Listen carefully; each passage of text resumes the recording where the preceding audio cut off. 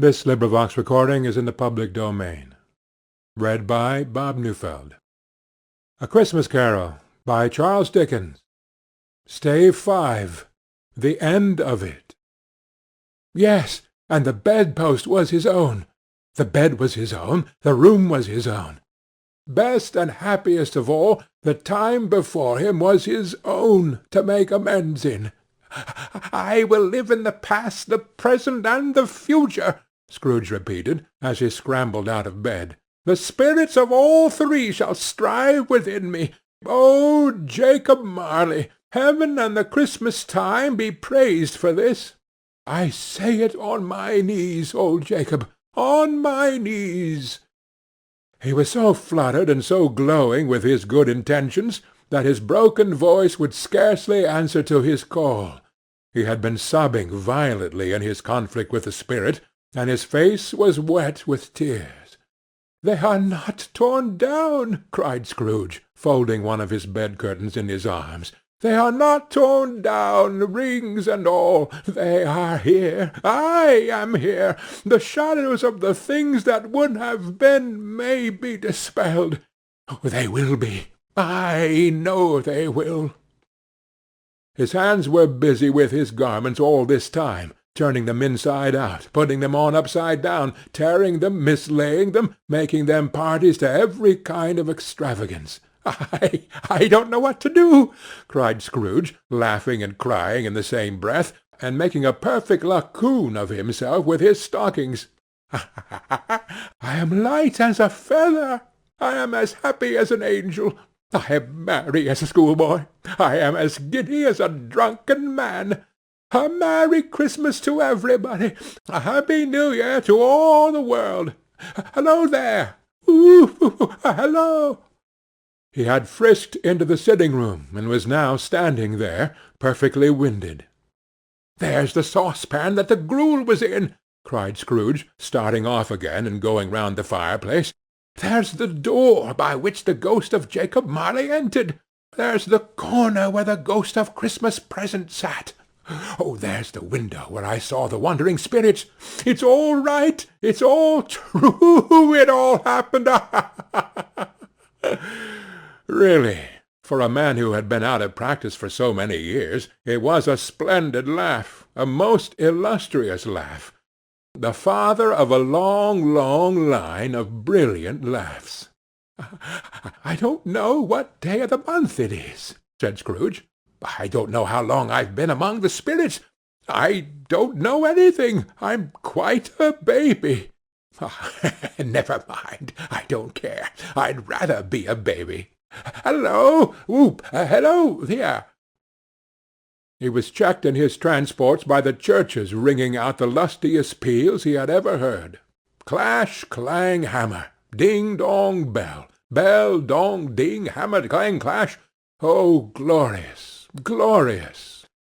Running to the window, he opened it, and put out his head. No fog, no mist, clear, bright, jovial, stirring cold, cold, piping for the blood to dance to, golden sunlight, heavenly sky, sweet fresh air, merry bells. Oh, glorious, glorious! "What's to-day?" cried Scrooge, calling downward to a boy in Sunday clothes, who perhaps had loitered in to look about him. "Aye," returned the boy, with all his might of wonder. "What's to-day, my fine fellow?" said Scrooge. "To-day?" replied the boy. "Why, Christmas Day." "It's Christmas Day," said Scrooge to himself. "I haven't missed it. The spirits have done it all in one night. Oh, they can do anything they like. Of course they can. Of course they can. Hello, my fine fellow." "Hello," returned the boy. "Do you know the poulterers in the next street but one at the corner?" Scrooge inquired. "I should hope I did," replied the lad. "Ah, an intelligent boy," said Scrooge. "A remarkable boy. Do you know whether they've sold the prize turkey that was hanging up there? Not the little prize turkey, the big one." "What? The one as big as me?" returned the boy. "What a delightful boy!" said Scrooge. It is a pleasure to talk to him. Yes, my buck." "It's hanging there now," replied the boy. "Is it?" said Scrooge. "Go and buy it." "Walker!" exclaimed the boy. "No, no," said Scrooge. "I am in earnest. Go and buy it, and tell him to bring it here, that I may give them the direction where to take it. Come back with the man, and I'll give you a shilling. Come back with him in less than 5 minutes, and I'll give you half a crown." The boy was off like a shot. He must have had a steady hand at a trigger who could have got a shot off half so fast. "I'll send it to Bob Cratchit's," whispered Scrooge, rubbing his hands and splitting with a laugh. "He shan't know who sends it. It's twice the size of Tiny Tim. Joe Miller never made such a joke as sending it to Bob's will be." The hand in which he wrote the address was not a steady one, but write it he did, somehow, and went downstairs to open the street door, ready for the coming of the poulterer's man. As he stood there, waiting his arrival, the knocker caught his eye. "I shall love it as long as I live," cried Scrooge, patting it with his hand. "I scarcely ever looked at it before. What an honest expression it has in its face! It's a wonderful knocker. Here's the turkey. Hallo! Whoo! How are you? Merry Christmas!" It was a turkey. It never could have stood upon his legs, that bird. He would have snapped them off short in a minute, like sticks of sealing wax. "It's impossible to carry that to Camden Town," said Scrooge. You must have a cab." The chuckle with which he said this, and the chuckle with which he paid for the turkey, and the chuckle with which he paid for the cab, and the chuckle with which he recompensed the boy, were only to be exceeded by the chuckle with which he sat down breathless in his chair again, and chuckled till he cried. Shaving was not an easy task, for his hand continued to shake very much, and shaving requires attention, even when you don't dance while you're at it. But if he had cut the end of his nose off, he would have put a piece of sticking plaster over it, and been quite satisfied. He dressed himself all in his best, and at last got out into the streets. The people were by this time pouring forth, as he had seen them with the ghost of Christmas present, and walking with his hands behind him, Scrooge regarded every one with a delighted smile. He looked so irresistibly pleasant, in a word, that 3 or 4 good-humoured fellows said, "Good morning, sir. A Merry Christmas to you." And Scrooge said often afterwards that of all the blithe sounds he had ever heard, those were the blithest in his ears. He had not gone far, when coming on towards him he beheld the portly gentleman who had walked into his counting-house the day before, and said, "Scrooge and Marley's, I believe." It sent a pang across his heart to think how this old gentleman would look upon him when they met, but he knew what path lay straight before him, and he took it.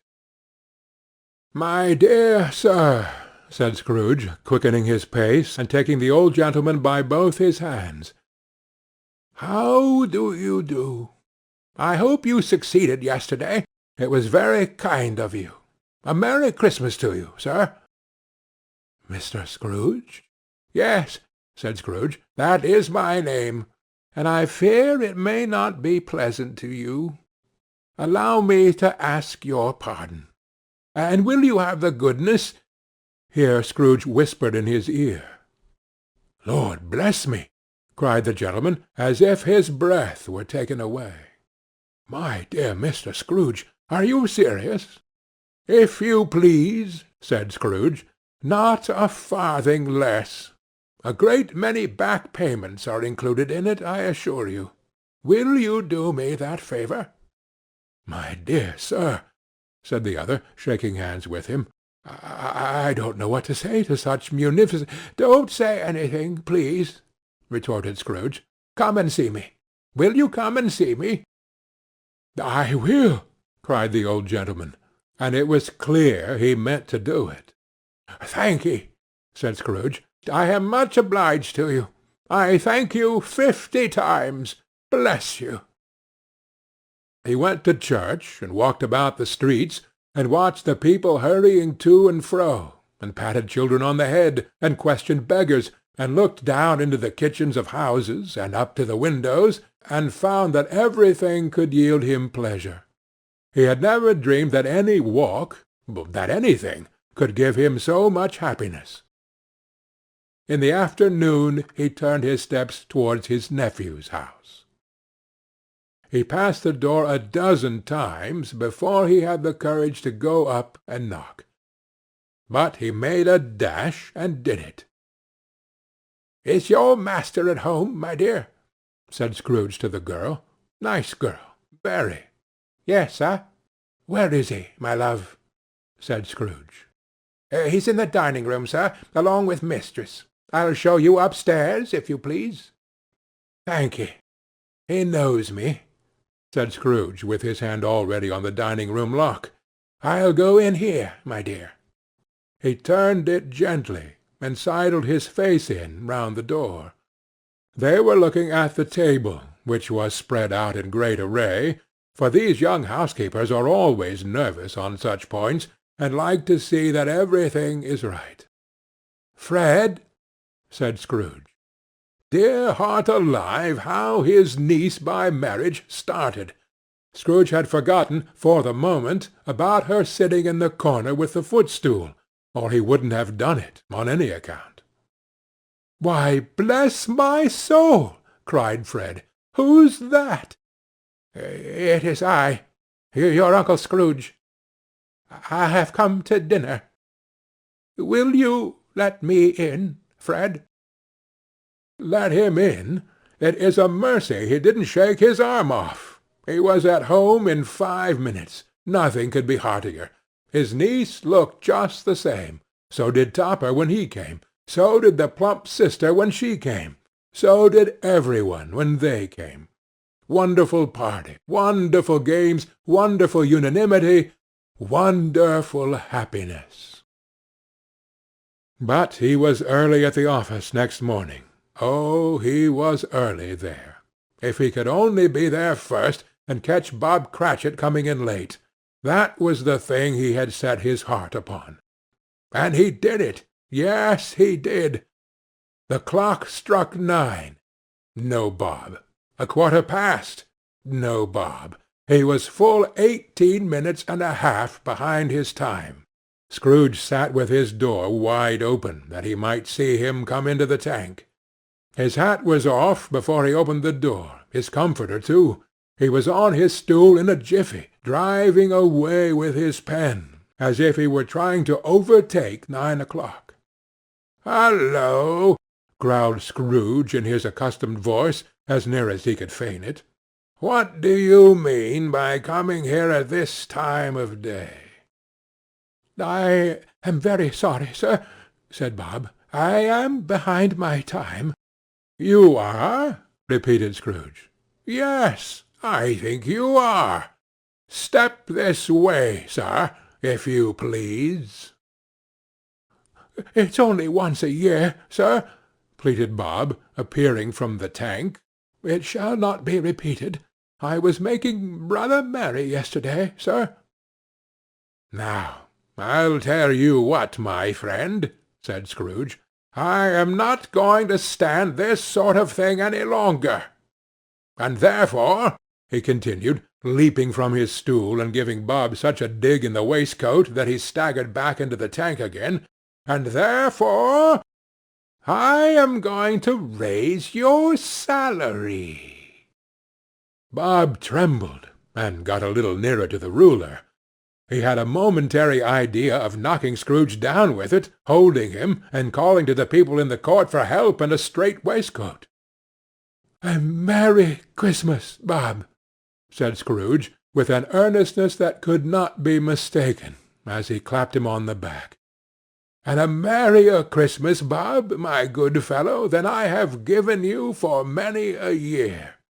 I'll raise your salary, and endeavour to assist your struggling family. And we will discuss your affairs this very afternoon over a Christmas bowl of smoking bishop, Bob." Make up the fires, and buy another coal-scuttle before you dot another I, Bob Cratchit." Scrooge was better than his word. He did it all, and infinitely more, and to Tiny Tim, who did not die, he was a second father. He became as good a friend, as good a master, and as good a man as the good old city knew, or any other good old city, town, or borough in the good old world.